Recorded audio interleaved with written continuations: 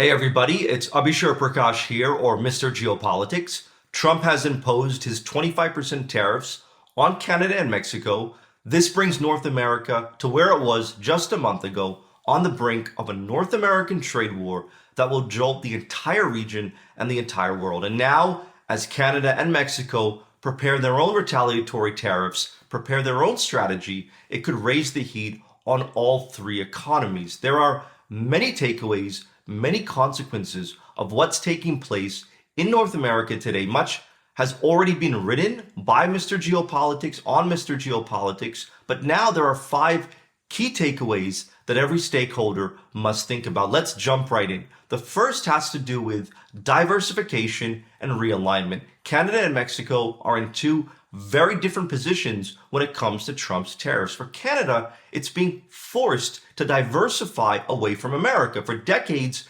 Canada has walked lockstep with the US economically and geopolitically.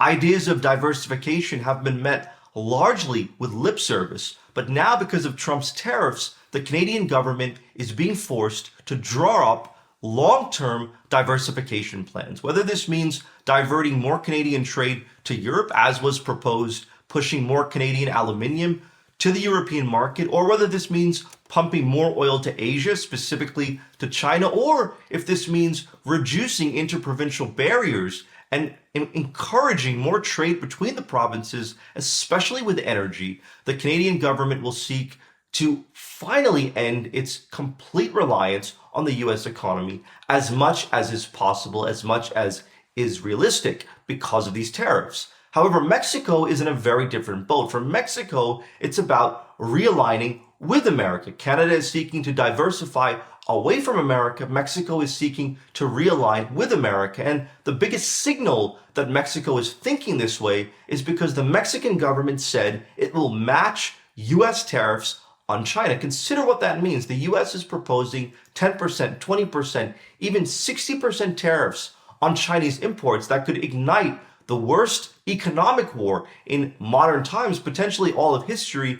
At this point, Mexico is saying it could match that. It could realign itself away from China. Mexico has become one of the largest importers of Chinese goods in the world. Chinese firms have invested tens of billions in the Mexican market, largely for supply chain reasons. Now Mexico is saying it could ditch all that and realign itself toward America. Even though Trump is not asking Mexico to do this explicitly, because of the tariffs, this could be the new trajectory for Mexico. So 2 very different paths in North America, one seeking to decouple from the US in certain ways, the other seeking to effectively recouple with the US. That's the first key takeaway. The second key takeaway is that the tariffs could simply be the foundation for Trump to take new, bold action against Canada and Mexico. Trump most likely already knows that Canada and Mexico will retaliate, and the retaliation could be significant. Canada and Mexico could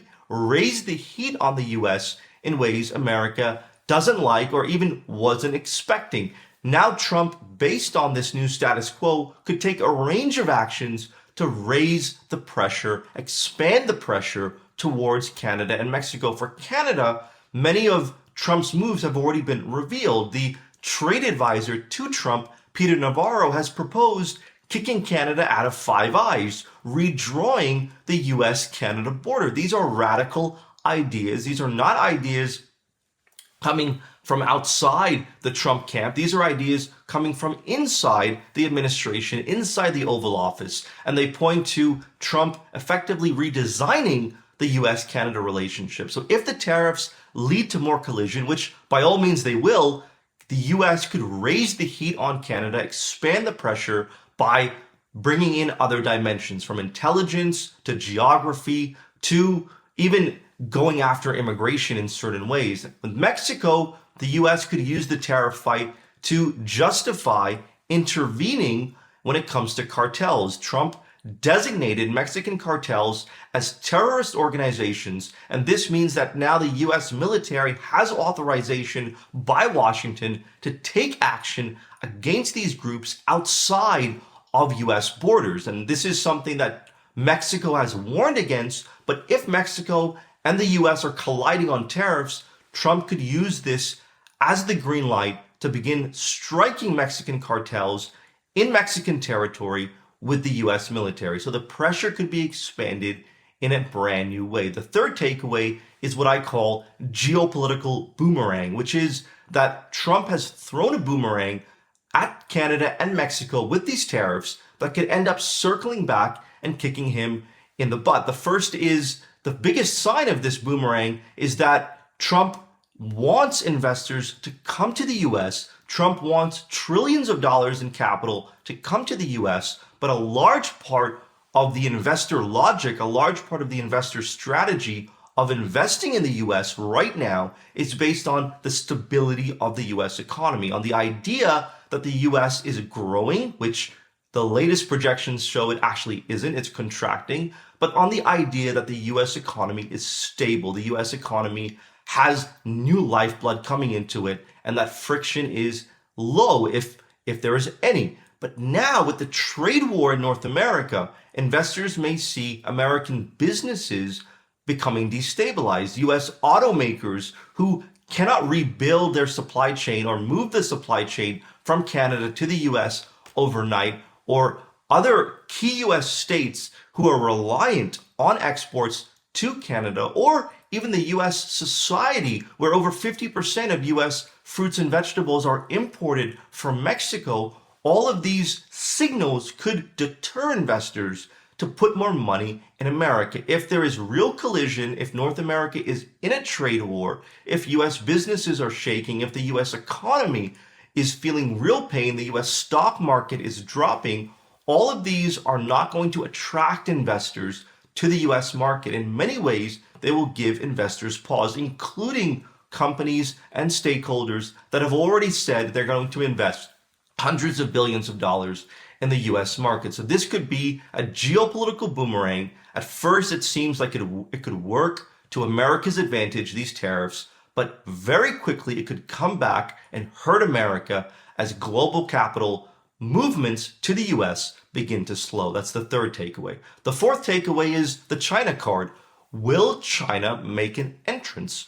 Alongside Canada and Mexico, the US has raised the tariffs on China up to 20%.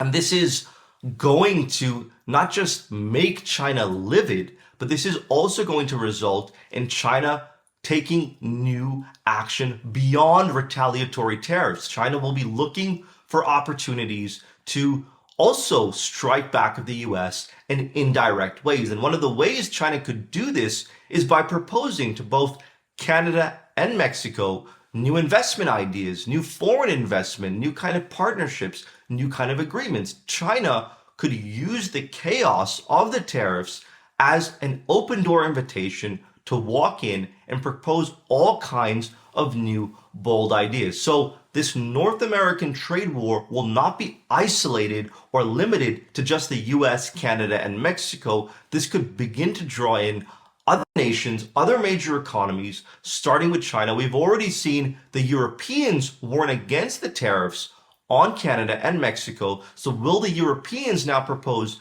their own ideas, especially vis-a-vis Canada, like a massive foreign investment project that could help offset some of Trump's damage? So the cards and the decisions and the positions of other economies regarding the North American trade war matters just as much as what Ottawa, Washington, and Mexico City do. That's the fourth takeaway. And the fifth and last takeaway is whether other nations, other governments who are watching Trump's tariffs on Canada and Mexico will begin to take preemptive moves, will begin to try and take steps that thwart Trump tariffs on them. This could result in Europe announcing it's going to buy huge amounts of American LNG. It could result in countries like South Korea unveiling a huge investment project in the US. Other nations, be it India, be it parts of Southeast Asia, or even parts of the Middle East, could move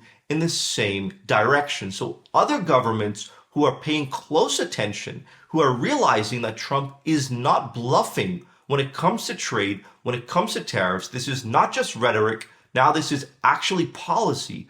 These governments may decide to take steps to preempt tariffs on them and hope that the steps that they take ensures that they are not locked in a trade war with the US. Alternatively, a lot of other nations may realize that there's little they can do to avoid a trade war with Trump. Canada and Mexico have worked hard over the past 30 days. Mexico and Canada have both deployed tens of thousands of troops to the border. Canada has appointed a czar for fentanyl to try and stop the flow of fentanyl across the border, to try and meet Trump's demands when it comes to drug movements. All of this has done little to dissuade Trump. So other governments may be seeing that as a signal that a trade war is coming, the storm is coming, and now they need to batter down and take a range of preemptive moves, not just towards America, but towards other economies too, to try and figure out a way through the storm, to try and find some kind of stable ground. So preemptive moves is the last and fifth final takeaway. So once again, North America is in uncharted waters. North America has been moving in this direction for months now. There has been great anxiety, great concern. The stakes are rising with every single day, especially as now Canadian provinces propose that they will ban the export of energy to the US, as the Mexican government warns it will retaliate, as China has already clawed back and restricted the control of critical metals and critical minerals to the US, which has jolted global supply chains. That was all before these new tariffs came into effect. Now that they've come into effect, the game has changed.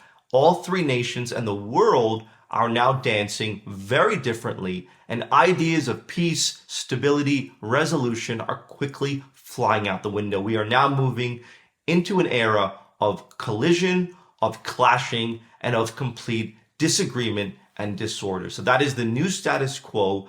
I'm sure there's a lot more to come, especially as Canada and Mexico unveil their own strategies and the US unveils its countermeasures. So this is still early days. I hope you resonated with today's video insight. Leave your comments below and talk soon.